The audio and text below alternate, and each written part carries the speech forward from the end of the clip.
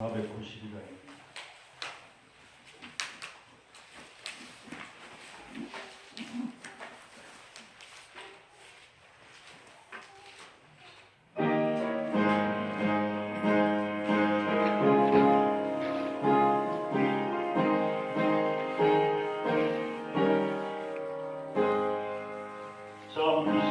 세상에 내가 살면서 항상 찬송 부르다가 날 잊어보라 오라 하시며 영광 중에 나와니 내 천국 내가 떠나 세상 짐을 내려놓고 이런 별유망 받았소서.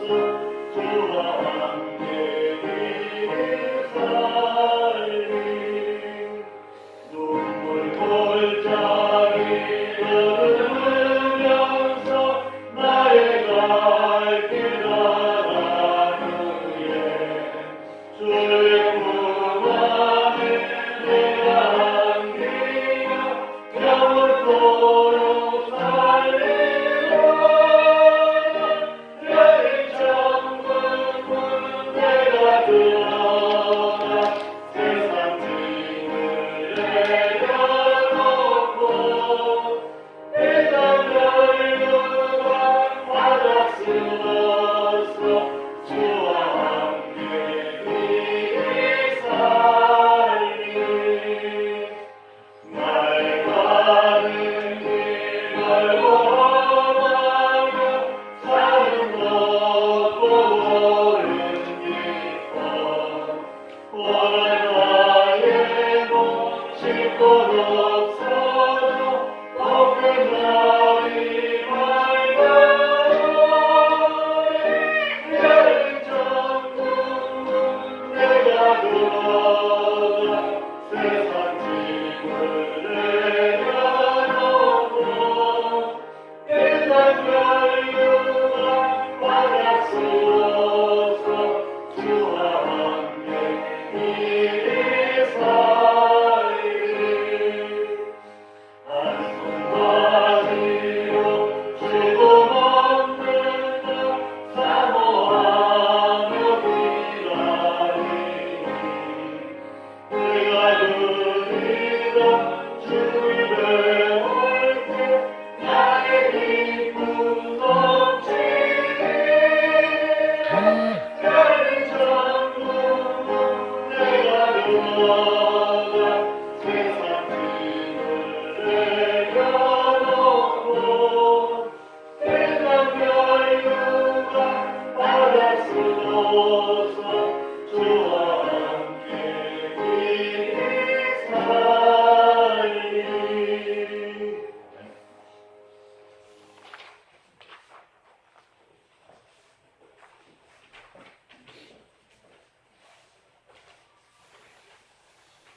주일 예배 9시 9예배 시작하겠습니다. 한 주의 말씀 묵도하심으로 예배 시작합니다.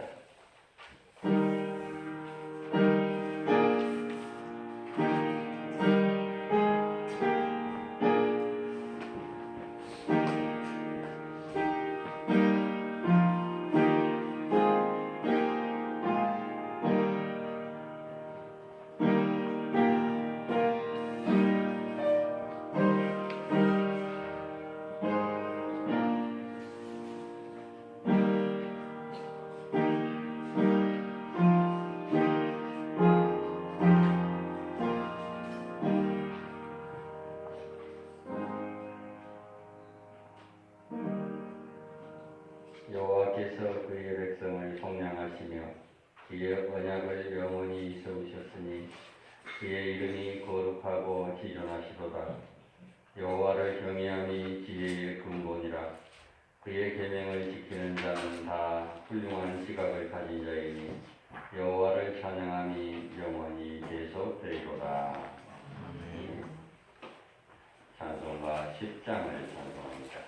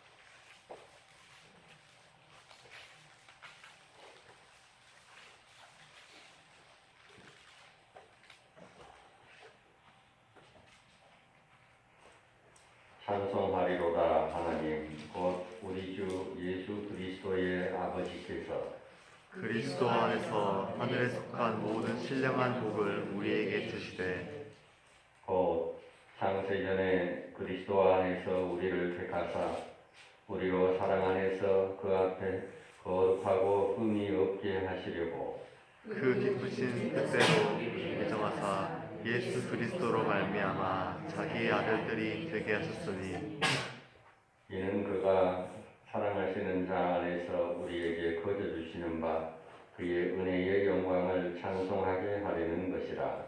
우리는 그리스도 안에서 그의 은혜의 풍성함을 따라 그의 피로 말미암아 속량 곧 죄사함을 받느니라. 이는 그가 모든 지혜와 총명을 우리에게 넘치게 하사 그 뜻의 비밀을 우리에게 알리신 것이요 하늘에 있는 것이나 땅에 있는 것이 다 그리스도 안에서 통일되게 하려 하심이라. 모든 일을 그의 뜻의 결정대로 일하시는 이의 계획을 따라 우리가 예정을 입어 그 안에서 기업이 되었으니 이는 우리가 그리스도 안에서 전부터 바라던 그의 영광의 찬송이 되게 하려 하심이라. 아멘. 아멘. 사도신경으로 신앙을 고백하겠습니다. 나는 전능하신 아버지 하나님 천지의 창조주를 믿습니다. 나는 그의 유일하신 아들 우리 주 예수 그리스도를 믿습니다. 그는 성령으로 잉태되어 본디오 마리아에게서 나시고 본디오 빌라도에게 고난을 받아 십자가에 못 박혀 죽으시고 장사된 지 사흘 만에 죽은 자 가운데서 다시 살아나셨으며 하늘에 오르시어 전능하신 아버지 하나님 우편에 거기로부터 살아있는 자와 죽은 자를 심판하러 오십니다. 나는 성령을 믿으며 거룩한 공교회와 성도의 교제와 죄를 용서하는 것과 몸의 부활과 영생을 믿습니다. 아멘.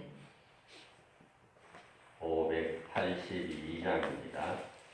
582장을 함께 찬송합니다.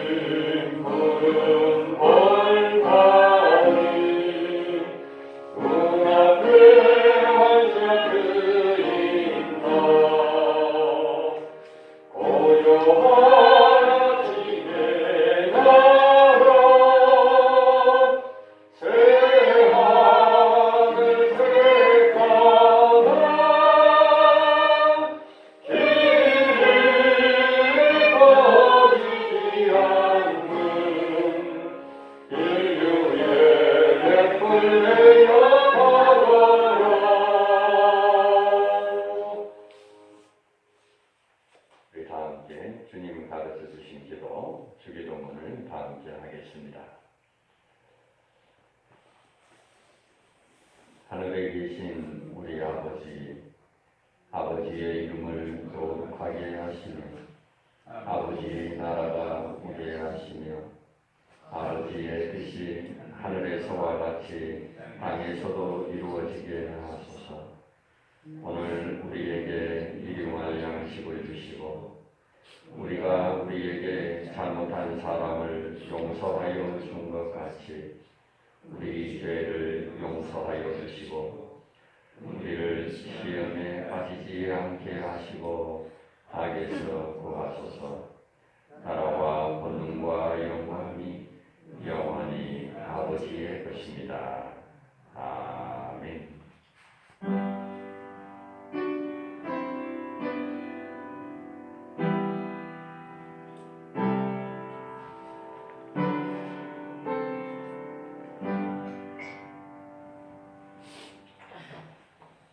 사도행전 24장 1절에서 15절까지입니다.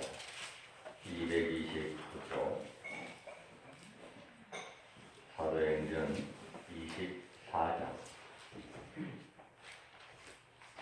1절에서 15절까지입니다. 229쪽 전주에 이어서 보겠습니다. 제가 하도록 읽겠습니다. 닷새 후에 대제사장 아나니아가 어떤 장로들과 한 변호사 더들로와 함께 내려와서 총독 앞에서 바울을 고발하니라. 바울을 부르매 더들로가 고발하여 이르되 펠릭스 박하여 우리가 당신을 힘입어 태평을 누리고 또 이 민족이 당신의 선견으로 말미암아 여러 가지로 개선된 것을 우리가 어느 모양으로나 어느 곳에서나 그에게 감사하나이다. 당신을 더 괴롭게 아니하려 하여 우리가 대강 여짜옵나니 환영하여 들으시기를 원하나이다. 우리가 보니 이 사람은 전염병 같은 자라. 천하에 흩어진 유대인을 다 소유하게 하는 자요 나사렛 이단의 우두머리라. 그가 또 성전을 더럽게 하려 함으로 우리가 잡아싸우니 당신이 친히 그를 신문하시면 우리가 고발하는 이 모든 일을 아실 수 있나이다 하니 유대인들도 이에 첨가하여 이 말이 옳다 주장하니라. 총독이 바울에게 머리로 표시하여 말하라 하니 그가 대답하되 당신이 여러 해 전부터 이 민족의 재판장 된 것을 내가 알고 내 사건에 대하여 기꺼이 변명하나이다. 당신이 아실 수 있는 바와 같이 내가 예루살렘에 예배하러 올라간 지 열 이틀밖에 안 되었고 그들은 내가 성전에서 누구와 결혼하는 것이나 회당 또는 시중에서 무리를 소동하게 하는 것을 보지 못하였으니 이제 나를 고발하는 모든 일에 대하여 그들이 능히 당신 앞에 내세울 것이 없나이다. 그러나 이것을 당신께 고백하리이다. 나는 그들이 이단이라 하는 도를 따라 조상의 하나님을 섬기고 율법과 선지자들의 글에 기록된 것을 다 믿으며 그들이 기다리는 바 하나님께 향한 소망을 나도 가졌으니 곧 의인과 악인의 부활이 있으리라 함이니이다. 염치 있는 생활이라는 제목으로 전주에 이어서 보겠습니다. 오늘 본 이 24장은 바울 사도가 이제 총독 벨릭스라는 사람 앞에서 재판을 받는 내용인데요. 바울이 재판받는 입장에 있으면서도 전도를 했다는 겁니다. 하나님께서 말씀하신 대로 때를 얻든지 못 얻든지 복음을 전파하라는 그 말씀 그대로 바울 사도는 이 말씀을 실제로 자신에게 적용한 겁니다. 그래서 보았다시피 잡혀가는 도중에 계단에서도 폭도들 앞에서도 하나님을 전했고요. 그때 얼마나 위험한 상황이었는지요. 들려 올라가면서도 이 많은 군중에게 하나님의 복음을 전해야 되겠다고는 계단에서도 선도했고 그 다음날 사내들인 공예, 우리는 말하면 국회 같은 그곳에서도 역시 전도를 합니다. 열매가 나타나기 때문이 아닙니다. 그때 포도들 중에 바울이 전한 복음을 듣고 눈물을 흘리며 회개하고 예수님을 믿은 것이 아닙니다. 오히려 저거 죽이놈이구나, 반드시 죽이고야 말겠다고 다짐하는 사람들이 많았습니다. 하지만 바울 사도는 낙심하지 않았습니다. 우리도 마찬가지죠. 열심히 전도해도 열매가 나타나지 않을 때가 많습니다. 그러나 우리는 전하는 그것으로 만족하는 겁니다.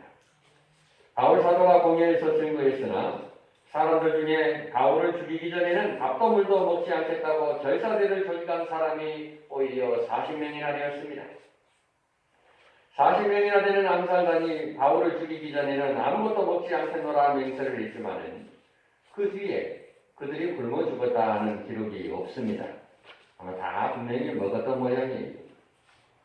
오늘 본문에 바울 사도가 가이사랴에 내려간 지 이제 닷새가 지나고 1절 먼저 보십시다. 닷새 후에 대제사장 아나니아가 어떤 장로들과 한 변호사 더들로와 함께 내려와서 총독 앞에서 바울을 고발하니라. 공예 대표들이 말 잘하는 변호사를 데리고 내려와서는 바울을 고발하는데 벨릭스라는 총독 앞에서 재판받는 내용이죠. 바울 사도는 반대하는 무리들 앞에서도 계속 복음을 전했습니다. 폭도들 앞에서나 공예 앞에서나 총독 앞에서나 베스도 앞에서나 이 아그리파라는 군과 왕 앞에서도 역시 하나님의 말씀을 전했습니다. 닷새 후에 법정이 열렸다는 말이고 그동안 바울 사도는 충분히 준비할 수 있는 시간을 가지게 됩니다. 이때 대제사장, 장로들, 변호사가 내려왔다고 합니다. 그러니까 권력을 가진 대제사장, 이때 대제사장이야말로 대단한 권력가입니다. 그리고 인간의 지혜를 동원한 변호사, 이 세상 이야기 우리를 도전해 올 때 이와 같이 다가옵니다. 세상의 권력이나 세상의 지혜를 가지고 우리를 정복하고자 합니다. 때문에 권력으로 세상의 지혜로 이들을 이기려고 하면 안 됩니다. 십자가의 도는 멸망하는 자들에게는 참으로 어리석게 보입니다. 우리 성도들에게는 하나님의 능력이요 하나님의 지혜입니다. 자, 2절을 보십시다. 바울을 부름에 더둘로가 고발하여 이르되, 이 더둘로는 말 잘하는 변호사인데 이제 송사를 시작합니다. 이 사람 바울은 이런저런 사뿐 사람이니까 처벌해 주시오 하고 말을 하는데 3절 4절을 보면 참으로 좀 간지러운 말을 합니다. 3절 4절만 보십시다. 벨릭스 각하여 우리가 당신을 힘입어 태평을 누리고 또 이 민족이 당신의 성견으로 말미암아 여러 가지로 개선된 것을 우리가 어느 모양으로나 어느 곳에서나 크게 감사하리라. 아첨의 말입니다. 이 벨릭스라는 아첨한 말과는 정반대의 행동을 하는 사람이라 벨릭스는요. 그는 악정을 하여 포악한 짓을 행한 사람이에요. 이 벨릭스가 참으로 악정을 하여 백성들이 폭동을 일으키게 되어서 로마 정부에서 소환해 가고 그 후임으로 베스도가 부임해 오는 겁니다. 그런데 그를 향해 우리가 당신을 인하여 태평을 누리고 또 선하게 돌봐줌으로써 우리가 여러 가지 개량된 그러한 개선된 것이 많아 편리하게 살 수 있게 되었습니다. 옛날에는 참으로 어렵게 살았는데 당신이 와서 구석구석을 잘 살펴줌으로 이렇게 좋게 되어가고 있음을 감사하게 생각합니다. 얼마나 감사한지 사람들이 모이면 입에 침이 마를 정도로 당신을 칭찬하는데 곳곳마다 그런 일이 벌어집니다 라고 말했는데 참 거짓말을 한 것이 사실을 보십시다. 당신을 더 괴롭게 아니하리 하여 우리가 대강 여짜옵나니 관용하여 들으시기를 원하나이다.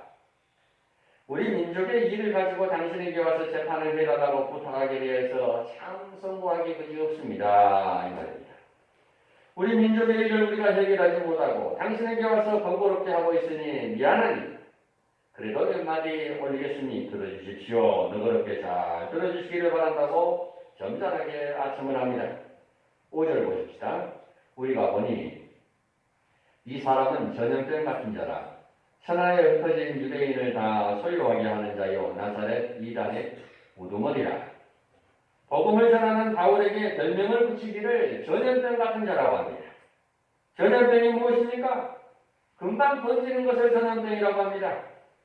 그러니까 바울이 어느 곳에 갔다 하면은 그가 가진 그러한 내용 하나님이 금방 퍼져버린다는 것이고 그 변호사는 나쁜 욕으로 표현한 것이지만은 바울 사도의 영향력에 대해서 정확하게 진단하고 말하고 있는 겁니다. 예수님께서는 진리를 누룩과 같다고 표현되었습니다. 적은 누룩이 많은 가루를 변화시키는 것과 같이 복음도 그러하다고 했습니다. 전염병이 어떻게 옮겨집니까? 부딪혀야 옮겨집니다. 만나야 옮겨집니다. 지금 코로나 전염병도 마찬가지입니다. 그래서 뭐이게 하는 것 아니겠어요? 예수 믿는 사람이 구별되게 살아야 되겠다 하여 안 믿는 사람과는 말도 하지 않고 그렇게 저기 산속 굴에 들어가서 살아야 되겠다 하면 안 됩니다. 우리는 도전해 나가야 됩니다. 우리들도 세상 사람들이 예수 믿는 사람을 볼 때 전염병이라고 할 만큼 한 번 들리면 고치지 못하는 병이라고 할 만큼 전염을 시켜야 정상입니다. 그러기 위해서는 부딪히는 겁니다. 하나님의 말씀은 우리를 향하여 너희는 세상의 빛이다. 세상의 소금이라고 했습니다. 너희는 저 산속의 빛이다. 굴 속의 소금이다. 이렇게 말하지 아니하고 세상의 빛이라고 했습니다. 지금 우리 교회의 위치가 기가 막히게 좋습니다. 주변에 민가들이 다 둘러싸여 있습니다. 민가 속에 교회가 들어와야 됩니다. 그래야 세상에 비치기 때문에 저기 한쪽에 어디 강릉에 우리는 저는 교회다. 저 산속에 그때 해놓고 절처럼 해놓고 우리는 또 저는 교회다. 산속의 빛이 아닙니다. 하나님은 세상의 빛이라고 했습니다. 그래 뭐 교회 있는데 다 가보세요. 마을에 다 가봐요. 동네 있는데 교회가 있지. 아무 동네 산속에 절처럼 그렇게 교회 있는 곳이 없습니다. 하나님의 말씀은 세상의 빛이라고 했기 때문에 당연히 이러한 곳에 있어야 정상입니다. 천하에 흩어진 유대인들을 다 소욕해 하는 자여 나사렛 이단의 우두머리라고 했는데 곳곳에 있는 유대인들을 만나가지고는 다 데려왔다 이겁니다. 예수가 그리스도라, 예수가 메시아라, 너희들이 기다리는 메시아가 바로 예수다. 구약에 예언해온 그 메시아가 바로 예수님이시다라고는 만나는 유대인마다 다 이렇게 전도했다는 거예요. 유대인들이 지금 싫어하는 바울의 죄목이 바로 이 천하를 소욕해 하는 데모 주동자라고 해서 어디에 갔다 하면 선동을 한다는 겁니다. 나사렛 이단의 그런 우두머리로 선동한다는 것이에요. 그러니까 예수님 전하는 교회라는 것입니다. 우리도 이런 변명을 좀 들어야 정상입니다. 저 사람이 믿는지 안 믿는지 한참 한 5년 6년 지나다 보니까 자네도 교회 다니게 된다? 그런 소리 그때서야 들으면 안 됩니다. 우리가 세례 받았으면은 온 가족 친지들한 친구들한테 싹 다 올려뿌려야 돼. 카톡에 세례 받은 사진 딱 올려뿌려야 돼. 응? 이거 뭐야? 세례 받아서 이제 세례 교인이요?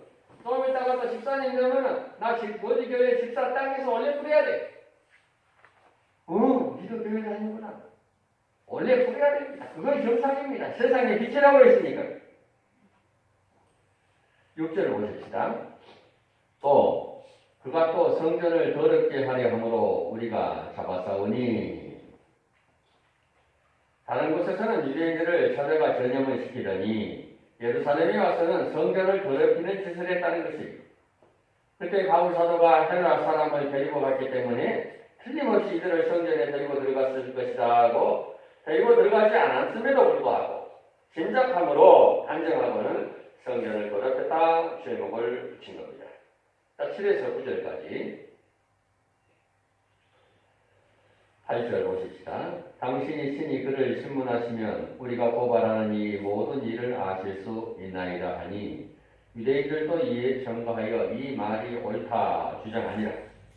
변호사가 그 말을 하니까 같이 온 장로들도 변호사가 한 말이 다 맞소 주장하면서 유대인을 소란케 하는 자요 나사렛 이단의 우두머리 성전을 더럽히고 있으니 물어보고 판결을 내려달라는 겁니다.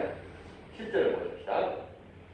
종복이 바울에게 머리로 표시하여 말하라 하니 그가 대답하되 당신이 여러 해 전부터 이 민족의 재판장 된 것을 내가 알고 내 사건에 대하여 기꺼이 변명하나이다. 종복이 말로서 바울에게 말하라 한 것이 아니라 턱으로 고개를 딱 세팅하면서 말하라고 표시를 했으니 아주 지금 거만하고 교만한 태도입니다. 인간적으로 생각하면 바울 사도도 대단한 스카브로서 그래도 웬만큼은 다 알아묻은데 예수님의 이름으로 인해서 바로 지금 이런 대접을 받고 있습니다. 그런 무례한 표시로 대하는 총독이지만은 그에게 재판을 받게 된 것을 기쁘게 생각하는 이유는 여러 해 동안 유대 나라에 와 있었기 때문에 유대 나라의 풍습을 알고 있기에 바울이 말하면 잘 알아들을 수 있기 때문이라는 겁니다.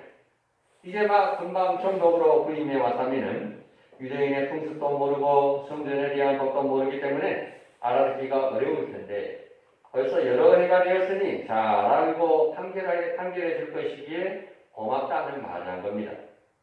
그 사람이 나쁘게 행하는 것도 많지만은 그의 좋은 점을 뽑아내서 말함으로 연결이 잘 되도록 했습니다. 이것을 전도에서는 접촉점이라고 하죠. 이 접촉점을 잘 찾은 것이 좋습니다.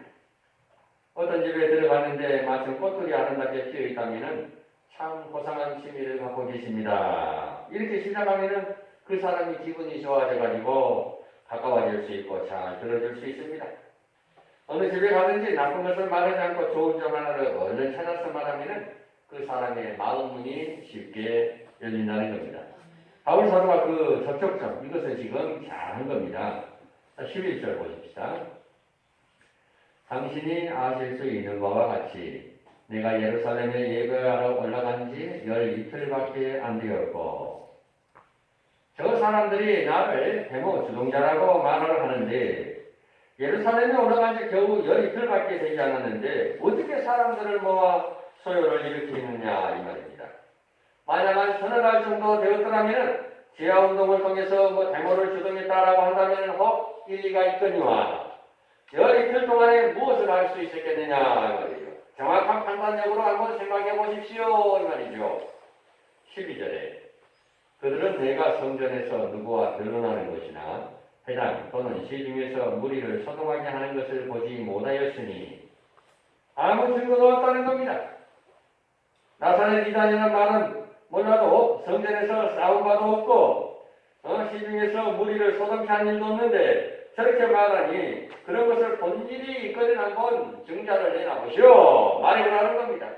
어디서 언제 어떻게 무슨 행동을 보았는지 말해보라고 하는 겁니다. 로마 법은요 당시에 아주 앞서가는 그러한 문화 하나의 이문입니다. 로마 법은 정확하게 옛날부터 증거재판주의입니다. 그래서 증거를 내보시오. 그렇게 나를 고소를 고발을 했으니 내가 어느 때 어디 가서 어떻게 소동을 일으켰는지 몇 명의 무리가 그때 당시에 모였는지 한번 증거를 내놔보시오. 그러면서 주장하라 이겁니다. 13, 14절에 이제 나를 고발하는 모든 일에 대하여 그들이 능히 당신 앞에 내세울 것이 없나이다. 그러나 이것을 당신께 고백하리이다. 나는 그들이 이단이라 하는 도를 따라 조상의 하나님을 섬기고 율법과 선지자들의 글에 기록된 것을 다 믿으며 증거로 내세울 것이 있는지 말해 보도록 하라 이것이죠. 시끄럽게 한 일도 없고 국법을 어긴 일도 없고 규탄받을 죄 지은 일도 없고 아무 법을 어긴 것이 없다는 겁니다. 그러나 내가 하는 이 말을 들어봐 주십시오 하고는 복음에 대해서 말하기 시작합니다. 바울 사도의 고백은 구약 성경을 다 믿는다는 겁니다. 율법과 선지자의 글에 기록된 것을 다 믿으며 본문에 나와요. 이 말은 구약 성경을 다 믿는다는 말입니다. 그때까지는 구약 성경밖에 없습니다. 지금 바울 사도 이 상황에서는 아브라함의 하나님, 그 하나님을 지금 자기도 섬기고 있다는 겁니다. 율법과 선지자, 창세기, 출애굽기, 레위기, 신명기 다 믿고 여호수아로부터 시작하여 말라기까지 구약을 다 믿는다는 겁니다. 율법과 선지자라는 말은 구약